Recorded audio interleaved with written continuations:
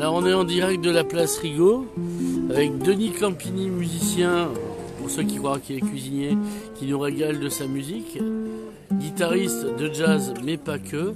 Donc on commence l'interview, on est devant l'Ubu, on a dormi sur la terrasse en fait, et on est les survivants de l'inauguration d'hier. Donc Denis Campini, bonjour. Hier, c'est toi qui as ouvert le bal de l'inauguration du retour de la vengeance de l'Ubu, avec un hommage à René Nann. Mais j'allais dire Roger. Donc... Roger Nann. Oui, on a fait l'inauguration de notre ami défunt, batteur, formidable musicien, compositeur, philosophe, René Nann.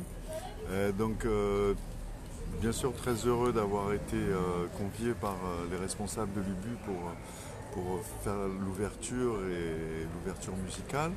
Donc ça s'est très bien passé et on est très heureux d'avoir de nouveau l'Ubu qui ouvre avec des agitateurs de conscience et d'autres choses pour cette place Rigaud et Perpignan et pour le monde qui nous entoure.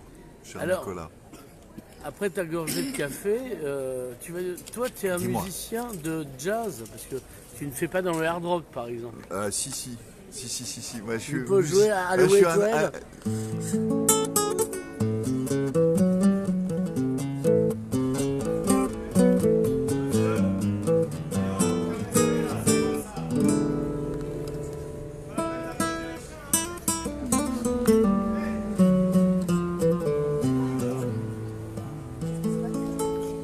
Ça, c'est la place Rigaud, c'est la vie à Perpignan. Oui, tu voulais du populo, en v'là. Non, mais je suis musicien dans le sens large du terme, ouais. C'est-à-dire je ne m'en contente pas le jazz. Le jazz, c'est une attitude, c'est un fonctionnement, un raisonnement, pas un raisonnement, une philosophie. Mais simplement le jazz attitude, c'est le swing qui est bien sûr le principal et que René Nann nous a donné et insufflé avec son énergie formidable qu'on a partagé tous ensemble. Voilà, mais autant je suis intéressé par la guitare classique, par le flamenco, par la bossa nova, la musique, je sais pas, la musique en général, Mozart, Beethoven, Haydn. Alors hier tu étais en concert pour l'inauguration, tu as joué, tu étais en quartet même. Ouais, on a monté un quartet pour l'occasion avec le batteur Lionel Martinez, dit Choupi, qui a été élève de René Nann, donc c'était un peu une suite logique que Lionel soit là. Il y avait Sébastien Falzon au piano, on a joué très longtemps, qui connaît bien le répertoire. Ouais. Il y avait bien sûr le compagnon de 30 ou 40 ans, je sais pas les années, Francis Balsamo à la basse, avec qui on a monté les orchestres pendant des années, Sonny Doro, Campini Jazz, Camping Gaz et les Ségaziers, Quintet Sextet avec Franck Nicolas, Aldo Guinard, invité Glenn Ferris, Thierry Mvier, Sébastien Falzon, Dominique Rieux, voilà, Aldo Guinard au saxophone et donc ça s'est très bien passé la soirée. Choupi est venu de Montpellier pour spécialement pour la soirée.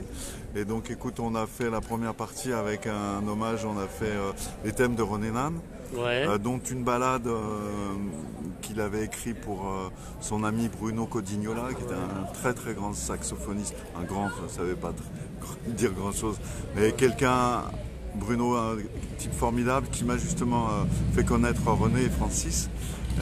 Qui a été vraiment l'initiateur et quelqu'un qui s'est vraiment bougé pour la musique et le jazz sur le département et sur Perpignan. Alors le retour de l'Ubu, ça veut dire un retour d'une dynamique sur la place Rigaud, puisque à l'époque où Adèle et Pichot déjà tenaient le bar, il y avait 5 concerts de jazz par semaine, on n'irait pas autant. Et donc, ça va à nouveau bouger culturellement, Place Rigaud. Eh ben écoute, la place Rigaud, là, depuis quand même quelques mois, ça bouge. Il y a l'atmosphère qui s'est ouverte avec Philippe et Hélène. Il y a les passagers, c'est un restaurant, mais bon, la place bouge, quoi. Et donc, bien sûr, l'Ubu avec Adil et Saadani, Claude Pichot, Hélène Perper qui ont repris, c'est formidable parce que c'est un lieu qui va être ouvert toute la journée, à la fois convivial, simplement une terrasse, un café simple, mais aussi un lieu d'échange, un lieu où on peut se rencontrer, un lieu où on va pouvoir jouer, les gens pouvoir s'exprimer, comme nous hier, pouvoir s'exprimer en quartet, c'est vital et essentiel pour des musiciens, et ce côté qui pour moi est important, et je pense pour les anciens aussi comme René, c'est la musique en prise directe avec la vie, quoi. Bien sûr, c'est important les scènes nationales, les festivals et autres, mais la vie toute simple avec les gens qui descendent de Saint-Jacques, les copains qui viennent de Saint-Jacques, les copains qui viennent de Saint-Mathieu, les copains qui viennent de La Réal, et on se retrouve, il y a quelque chose, ça c'est dans l'exemple de la culture populaire simple, sans aucune prétention et sans aucune non plus, je veux dire, quand je parle de ça, c'est pas pour dire culture populaire CMI, quoi. Mais voilà, il y a Tony Conguero qui est venu hier. Un jour, j'espère pouvoir faire. C'est un gitan qui joue la percu formidablement bien. Il y a Pichoro qui est décédé maintenant, qui était un guitariste des plus élégants de Saint-Jacques, mais qui était souvent pas loin de l'Ubu, avec qui on passait du temps à jouer, à découvrir, à s'échanger des choses musicalement, quoi. Alors, à propos de musique, tu vas nous en jouer un brin? Eh ben écoute, s'il te plaît. Allez, c'est gentil. Approfitem Kedzaki. Si, Approfitem Kedzaki. Merci beaucoup Nicolas pour cette interview. Écoute, on va rester simple autour de René Nan, une très jolie thème qui s'appelle Marius. C'est un hommage à Marius Cultier puisqu'il a vécu aux Antilles longtemps. Et c'est une mazurka créole. Moi je vais faire une petite adaptation à la guitare classique. Merci.